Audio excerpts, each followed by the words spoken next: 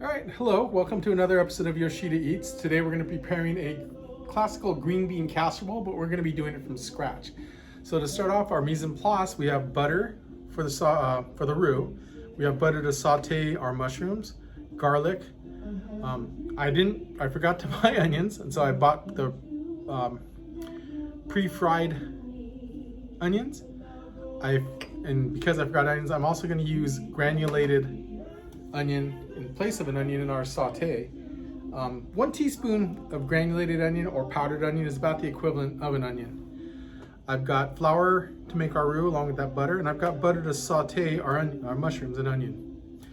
Salt, pepper, milk. I didn't have another container for milk, so I put it in this little disposable.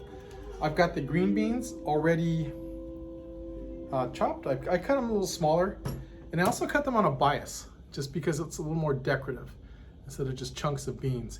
And again, we're going to use fresh beans, and then mushrooms are the other ingredients. First process we need to do is to blanch the beans, and that means to cook them, parboil them, cook them part way.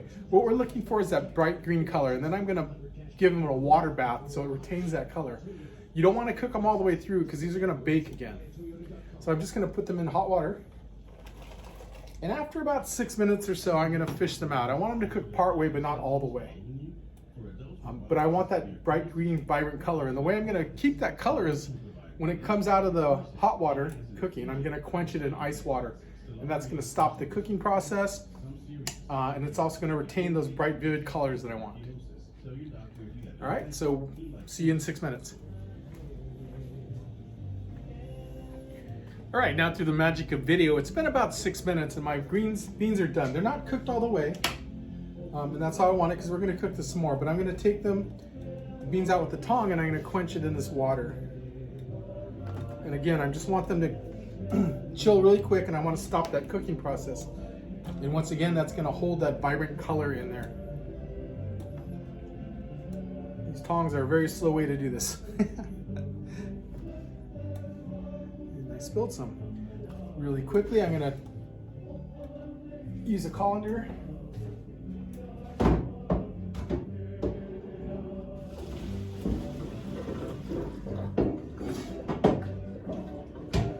So I strained the beans through a colander. Now I'm gonna put it in the water. I'm gonna let this sit for a minute and then I'm gonna cool them. I'm gonna let them cool and then I'm gonna strain them and dry them. Okay, now that the beans have been blanched and drained, we're gonna start the saute process. First, we're gonna do the mushrooms. And you always want the pan heated. My pan's been heating for a while. You always wanna have the pan waiting for you rather than you waiting for the pan. We're gonna start off with 2 tablespoons of butter. And I'm gonna let that melt. Oh, you can see that the pan's pretty hot. Might need to turn this down a little bit. It'll cool down when the mushrooms get in there, but I don't want the butter to scorch, so for right now I'm going to pull it directly off the direct heat until that butter melts. Remember, your only control is not just the dials, but you can control the pan by taking it off. If you want to keep it warm, you can put it halfway on the burner, but you're the one controlling the heat, so if you need to pull it off, feel free to do that. So I turned down the heat and I also pulled it off long enough to cool down the pan so it's not sizzling the butter right now. Sometimes you want that butter to sizzle because what it's doing is boiling out the water. But anyhow, now I'm going to add my mushrooms. And again, I'm on a medium heat. I'm on about a 6.5 on my stove. And what we want to do is cook this down. We also want to take the time to season this right now a little bit. So I'm going to add a little bit of salt. And I'm probably going to add a little bit of pepper too. This is kind of what distinguishes a good home chef or a professional chef from someone that follows a recipe. A good home chef or a professional chef knows to season at every step of the way. So I've added mushrooms. I'm going to season a little bit. Not a lot because it's going to cook down. I don't want too much salt. But I want the mushrooms to have flavor. I want to build those depths of flavor, layers of flavor. To show you, I prefer to cut the mushrooms pretty thin. You can cut them how you like them. I like to cut them a little bit thin. I like them to saute down to about nothing, actually, if I can.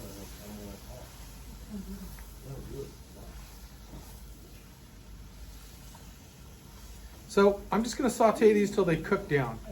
I want the water to release from the mushrooms. The salt will help that a little bit, but cooking down is going to reduce the amount of water in the mushrooms. And again, this was supposed to have sauteed onions in it as well, but I forgot to buy the onions, so I'm going to substitute 1 teaspoon of granulated garlic, or granulated onion, for the onion I'm missing. Again, 1 teaspoon is about the equivalent of a full onion.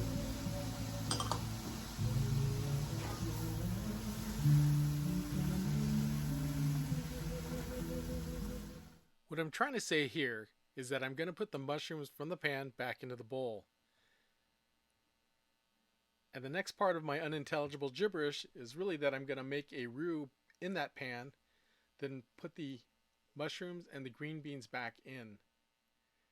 But for some reason, I couldn't say that, but my hands were talking.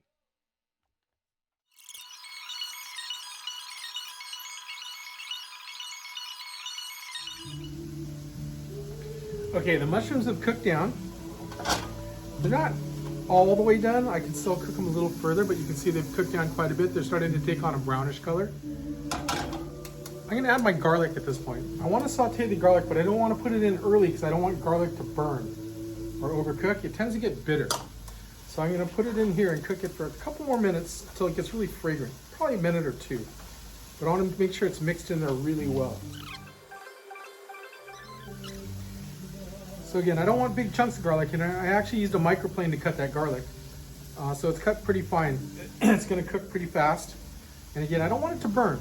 So I'm just cooking until it's really fragrant, which is about now. It smells really good. So I'm going to empty my mushrooms into my bowl, and I'm going to put those aside for later to use them, incorporate back in after I've made my roux. Now's the time you can actually see how much it cooked down as well. Remember, I had like probably 1.5 times that amount in volume. So now we're going to start our roux. We're going to use the same pan. Again, we're going to start with butter. The roux is equal parts fat and flour. So this time we're going to use butter. If I were making this at my house, I would probably use bacon grease. I use bacon grease a lot for roux. Again, I like to create those depths of flavor. And butter works great as the fat, but again, if I can use bacon, I'm gonna use bacon. It adds that kind of a smoky flavor to it. I don't want the dish to necessarily taste like bacon, but when we talk about those depths of flavors, I want that smokiness to come through a little hint of that smokiness.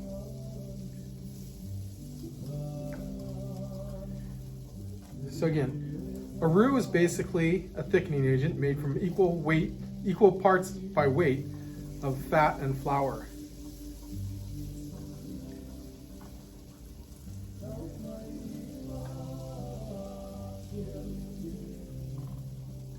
So all the butter's melted. I'm actually going to wait a little bit till this sizzles because I want the water to cook out of the butter. I'm going to switch to a whisk here to incorporate the flour. I'm not going to dump it in all at once. I want it to incorporate, so I'm going to put a little bit at a time. And we want what's going to be called a blonde roux. So we want kind of a pale yellow color to it, not kind of that bleached white. So again, you can tell when the water cooks out of the pan because it'll foam up. You can hear it sizzle, but then the butter will foam all at once and then it'll go back down. That's when you know all the water's gone. If I had a better camera angle, I could show you, but it already happened. So I'm gonna put about half this flour in here, make sure I'm whisking it and stirring it around. Okay?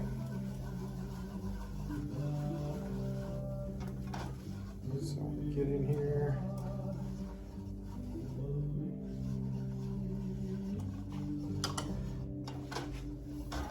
And now I want to cook this on that same, about medium heat. I want to cook this for about 2 or 3 minutes.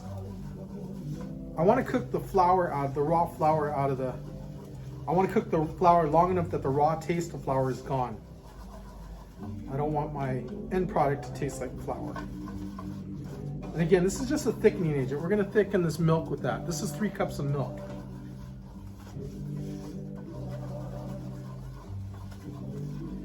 And again, this is a recipe from Epicurious, I believe. And so it's a tried and true recipe. And so I'm trusting the facts in their of their measurements and proportions.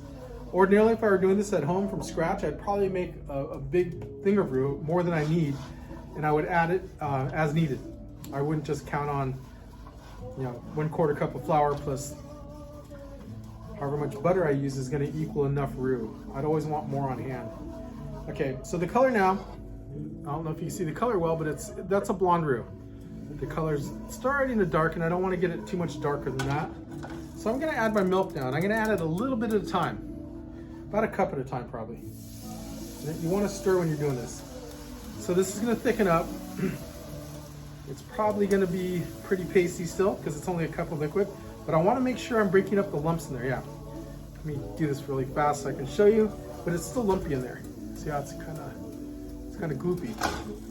Okay, so now I'm going to add some more milk a little bit at a time. About another cup. I want to make sure that incorporates as well.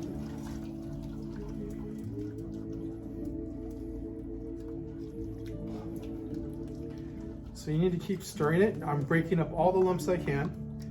Most of it's incorporated, so now I'm going to add the rest of the milk. It should have a creamy consistency, pretty viscous consistency, thick. And again, what we're doing is creating the base. So instead of using a cream of mushroom soup from a can, which would have a ton of salt, and you don't really have control over the flavors, we're kind of making that ourselves. So we're making the base for this, which is the bechamel. We're going to add the mushrooms back in. We're going to add the green bean back in and stir and incorporate till it's together. And then we're going to pour this all into a casserole. And hopefully that casserole is big enough. Now I'm going to mix this, and I'm looking for lumps in here, and I want to break up the lumps with the whisk. But I'm also waiting for it to come to a boil, because when it hits a boil, it's at its maximum thickening potential. The roux is at its maximum thickening potential. Can't talk. But you want to keep stirring because you don't want the milk to scald either. So right now it's still pretty runny. I don't know if you can see that, but it's still pretty runny and soup-like. As it starts to come to a boil, it'll thicken a little bit more.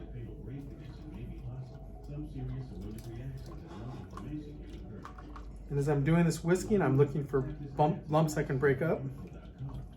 And it looks pretty good. We're just kind of waiting for it to thicken. I can probably turn the heat up a little bit, as long as I remember to back it down.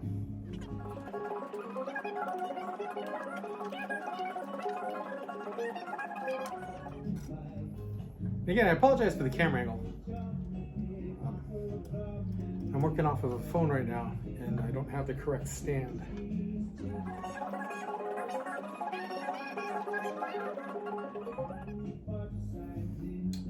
So right now it's coming to a low simmer. I want to go a little higher in the boil to make sure it's thickened as much as it's going to be.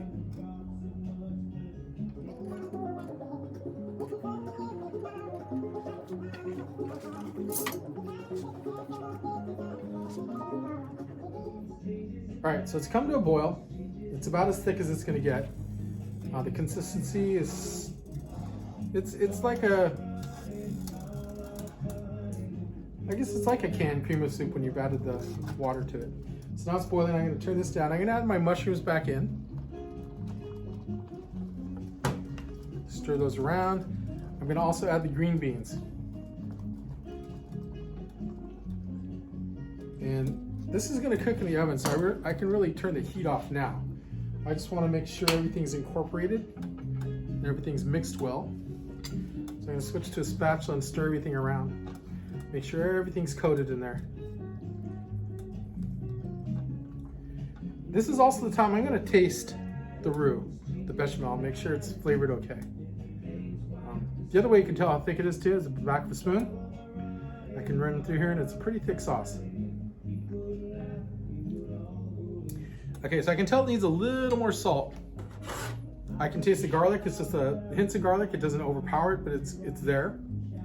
I'm going to add about probably, I think the recipe called for a ½ teaspoon of salt. I think I've got a little bit less than that in here. I'm also going to take a chance to add some more pepper. I like pepper. I'm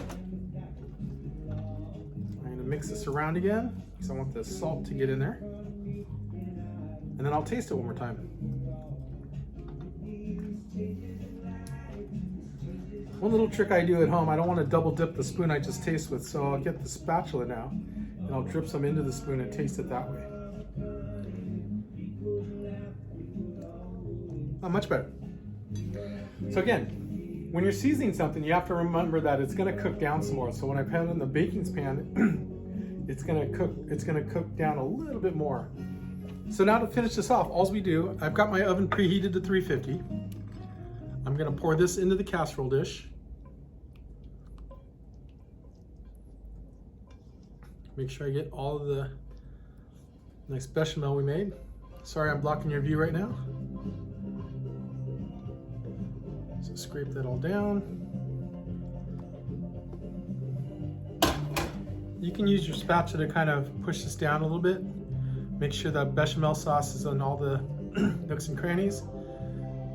The other thing you can do is kind of tap it and jiggle it around to let some of those air bubbles come out. And again, ordinarily, like I said, I make my own homemade fried onions because they taste better, but I forgot the onions. So we're gonna sprinkle this on top. And now we've got our traditional green bean casserole made from scratch, except for the onions that I had to cheat on. You can put as much as you want. Sometimes I put panko on here too, which is a Japanese breadcrumb to add that texture. Get this all thing. So this goes into a 350 oven for about 30 minutes. All right, there you go. There's our green bean casserole.